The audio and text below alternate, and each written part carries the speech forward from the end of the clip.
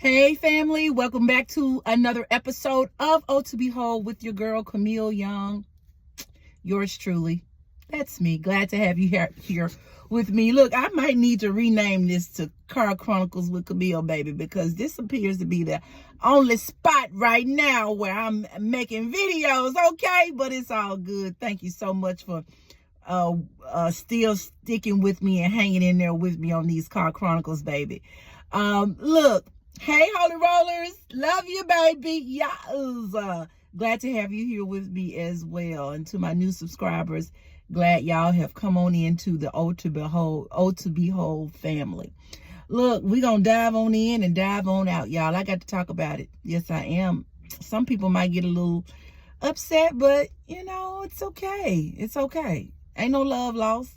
I'm just trying to make sure we on this path and doing what we're supposed to do. So I wanted to talk about, the topic for today is Carnality Kills. Carnality kills. We hear people talk about, I've heard people use the term carnal Christian, and when you really, really look at the meaning of carnal, you really, it's enmity. And when I looked that word up, it meant you have a level of hostility against God. And Romans talks about having enmity with God when you have a carnal mind. And so carnality kills. It not only kills you, but it truly can kill people around you. Now, do I mean physically kill? Yeah. But more importantly, I'm talking about spiritually. It kills you spiritually.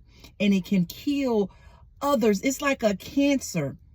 It just doesn't infect you. It can infect all with whom you have influence over, or who you may come in contact with. That's why God does not, and pretty much hates, the carnal minded, because you are doing greater harm by professing Christ, saying that you are a believer in Jesus Christ, when in actuality, you doing what you want to do.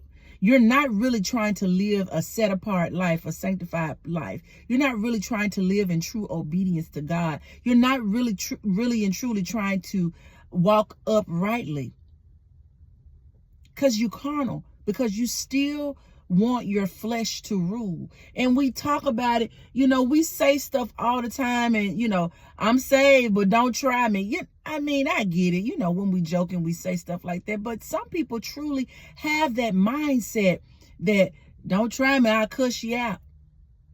Yeah, that ain't none of that of God. And people want to refer back to Peter cuss. Baby, Peter cussed before he received the Holy Spirit.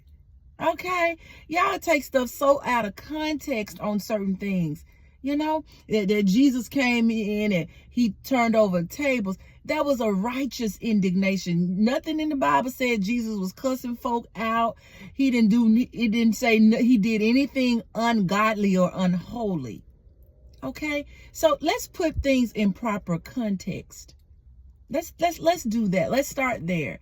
And again, I never want to make it appear as if I am preaching or trying to say that you are perfect, okay? Because nobody is perfect. Let me say that for my naysayers. Nobody is perfect on this side of heaven. Nobody.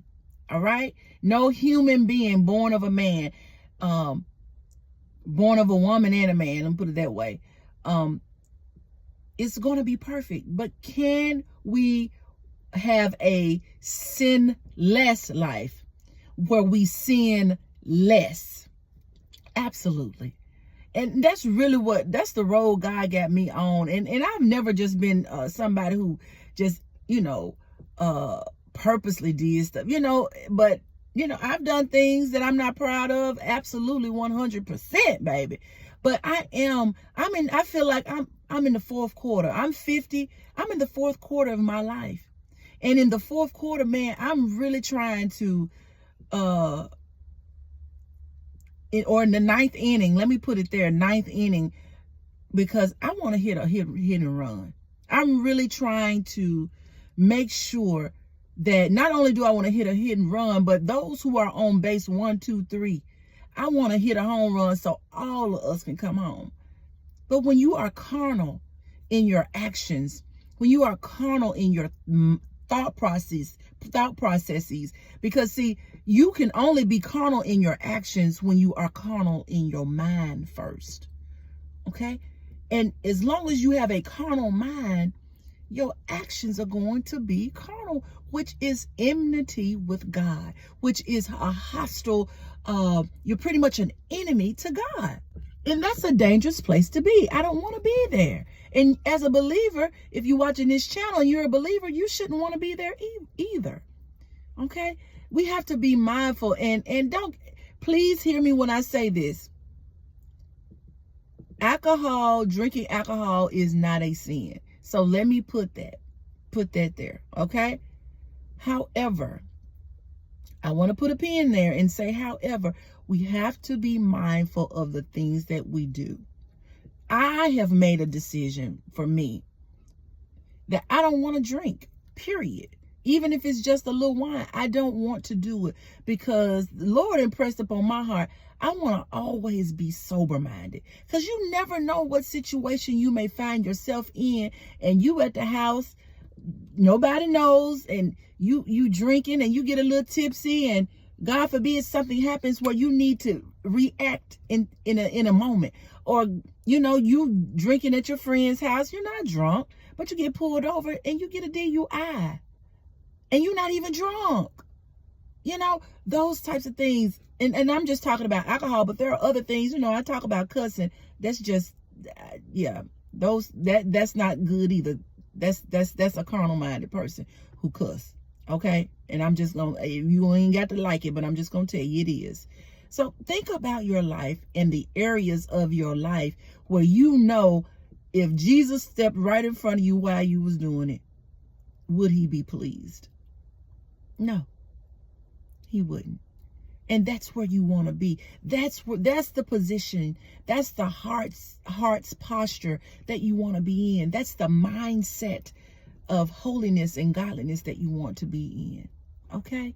And I ain't fussing, y'all. I promise you I'm not. But I'm really pushing us to go for the mark. Go for the mark for the prize of the high calling in Jesus Christ. Press toward it. Don't fall into the trap of just doing like everybody else and being like everybody else. Okay? We're set apart. Okay? Yeah, is it gonna have its challenges at times? But if you good with it and know that God is pleased with it, baby, that's all that really matters. To know that God is pleased with your decisions. God is pleased with your lifestyle and the lifestyle that you are projecting. And I do want to hit on this really quickly. When I said carnality kills others, somebody is watching your life right now. And because of maybe some carnal actions that you are taking, it is inhibiting them from seeing Christ the way that they need to see Christ. Do you hear me?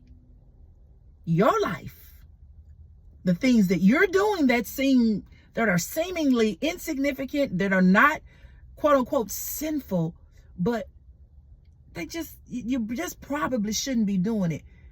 And it's causing them to not see Christ in the light in which they need to see him. Okay? So I just want to urge us and encourage us and hopefully cause you to really, really think about your life and where you want to be on this in this walk. Okay? Where you want to be in this walk. All right? Thank you so much for joining me. That's all I got for today, y'all. I love you. I truly do love you. Thank you for joining me. Be sure to check out my book at o2behold.com. Also, be sure to sign up for the LTY Women's Retreat. Registration is yet open. Those numbers are filling up. And the Young Sisters Concert, August the 24th at 2 o'clock p.m. Check your calendar. Write it in, 2 o'clock p.m. on a Sunday on August the 24th at Full View Baptist Church. Look, thank you so much for joining me. And until next time, God bless.